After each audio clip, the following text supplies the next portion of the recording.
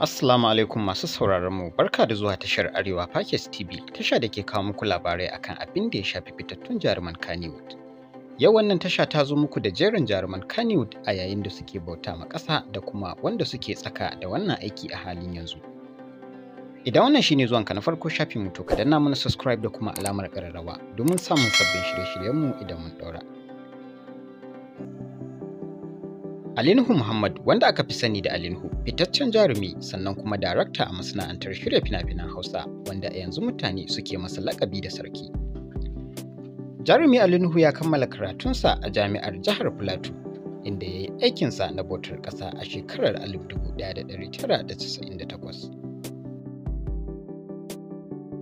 Jaruma Maryam Ado Muhammad, wacce aka fi sani da Maryam But, fitacciyar jaruma a masana'antar shirya fina-finan Hausa, wacce ta fara harkar fim tun tana 'yar shekara 8 a duniya. Maryam But ta kammala karatunta na jami'a a ƙasar Malaysia, inda ta dawo ta yi aikin bautar ƙasa a shekarar 2017. Jaruma Maryam Musa Waziri, wacce a yanzu mutane sun fi sanin ta da Laila a cikin shiri mai dogon zango Labarina, wanda kamfanin Sirrin Movies suke gabatarwa. Jaruma Maryam ta kammala karatunta a jami'ar ƙasa da ke jihar Maiduguri, inda kuma ta yi aikinta na bautar ƙasa a shekarar 2016. Fatima SU Garba, wadda aka fi sani da Fati SU, ɗaya daga cikin manyan jaruman Kannywood, duk da kasancewar ba ta yi wasu fina-finai da yawa ba, amma ta ɗaukaka inda ta yi fice a cikin fim ɗin Bayan Rai na jarumi Adam Zango. Ita ma wannan jaruma ta kammala aikinta na bautar ƙasa a shekarar 2017. Jaruma Rahama Sadau, ɗaya daga cikin manyan jaruman Kannywood da suka fi kowa ɗaukaka a duniya, duba da yadda ta samu lambobin yabo a ƙanƙanin lokaci.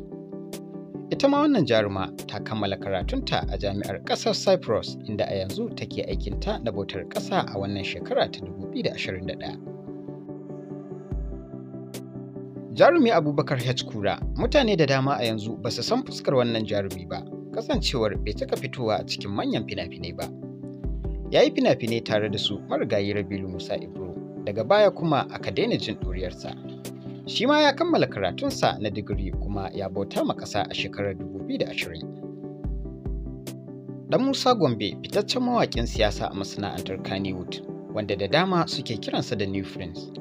Wannan mawaƙi shi ma yana cikin jerin jaruman Kannywood wanda tashar Arewapackage ta binciko muku, wanda a yanzu haka yana tsaka da aikin bauta ma ƙasa a jihar Kebbi, wanda bai wuce wata 2 da farawa ba. Jaruma Asma'u Ahmad, haifaffiyar jihar Niger, ita ma ta shigo cikin masana'antar Kannywood a shekarar 2012, kuma ta fito a fina-finai irin su A Cuci Maza, Nas, Basaja Takun Farko da sauransu. Jaruma Asma'u Ahmad ita ma ta kammala aikin bautar ƙasa a shekarar 2019.